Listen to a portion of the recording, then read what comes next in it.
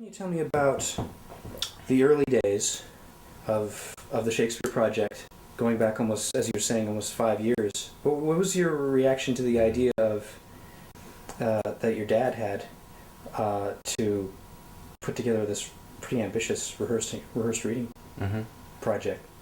Well, thought he was crazy, but I was used to him coming up with crazy ideas, and it sort of was born out of this this series of readings that he was already doing called Words, Words, Words, which were less staged than the Shakespeare project ended up being, but different authors, T.S. Eliot, Dante's Inferno, and all these great classics that he just, relished in. And it was this great opportunity for actors in the community to sort of say words that in their usual mumble jumble of TV and film auditions they wouldn't get a chance to do. So a lot of actors jumped on board, and we had a lot of fun with that. But out of that was born, I think, the idea of, as he put it, doing the canon. And when he first broached the subject with me and my mom,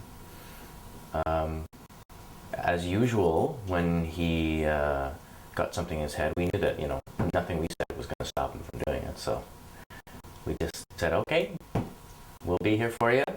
We'll stay out of the way when you want us to, and go for it. But it was fantastic. It was great. It was, making up things on the spot to a certain degree, but Dad would block things out too. And it was this, as he has said to you in the past, this sort of hybrid of different acting styles and techniques, a little bit of radio, a little bit of film at times, but mostly presentational and using all those theater tools and the words. What was your reaction to working in that kind of way, that sort of rehearsed reading? Was it? Yeah, it was great. It was great. It was very pure experience. Everyone was there because they wanted to be, and they loved it. Certainly they weren't there for any kind of financial rewards. So it was great. It was like working out. It was like, and it was also a great way at the time, for me to reacquaint myself with a community that I'd been away from. I'd been away at school for 5 or 6 years and came back and was dipping my toes in the water of acting as a potential, path. So it was wonderful. All these fantastic actors and flex with them. Well, on the website, I just remember him, or one quote from your dad was that, Shakespeare is king of the spoken word, and he said... Yes, he always had a flair for the dramatic. King of the spoken word, yes. Why should we do it? Because it's there, like Everest or something. That's what he always used to say.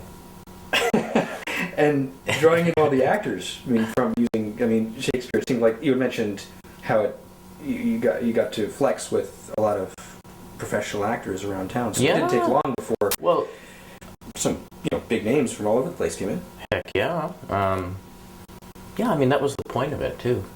The point of it was to mix young actors who had less experience, of which I was one at the time, and more veteran actors who, I had grown up watching as a kid to some degree. What a great rush, to be up on stage, even to the extent of, yes, my lord, forsooth, my lord, It was great. It was wonderful. And I think that it was this unspoken apprenticeship or mentor situation that evolved, even in a very condensed and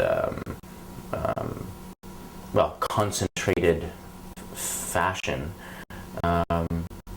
It was cool. It was cool for young to work with old to work with young, and vice versa.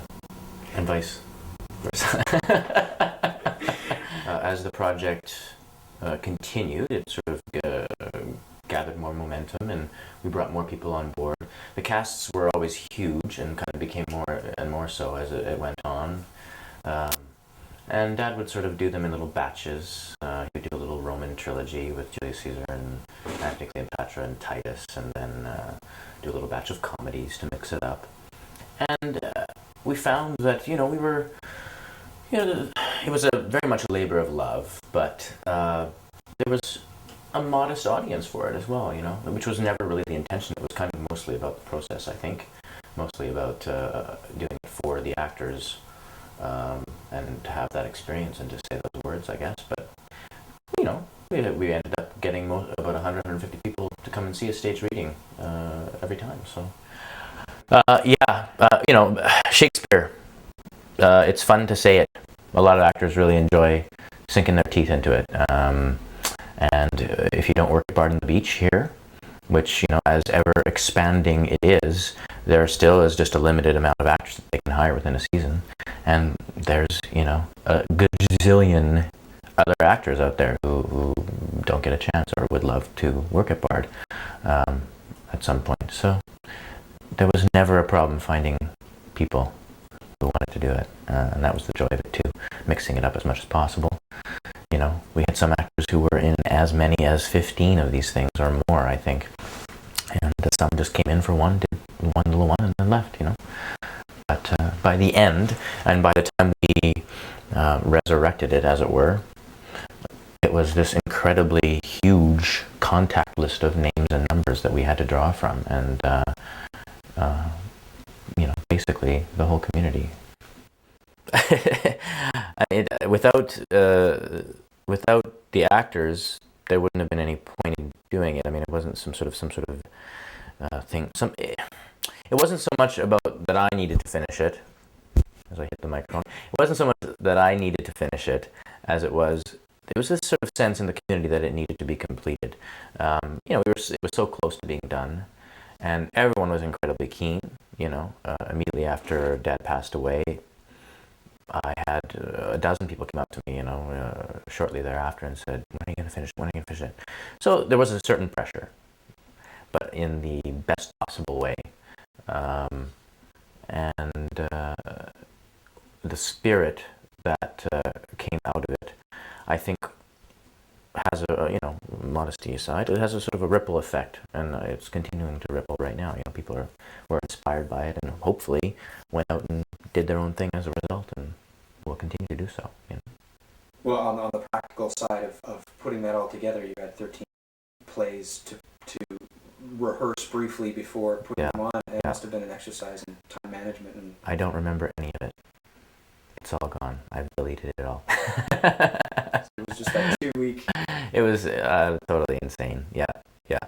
Some kind of strange, deeply repressed, masochistic tendencies in myself brought this on, and it was incredible, and it was totally, a joy to behold as we were in the middle of it. The preparation for it was sort of ridiculously intense and kind of agonizing, but once it was up and it was happening, it was the most amazing thing in the world to go in every night and see a completely different play with a completely different ensemble of actors. It was such in the spirit of Savage God, and such a testament to the effect that he left on the community, that my father left on the community, but also just quite simply a wonderful expression of the community and its spirit.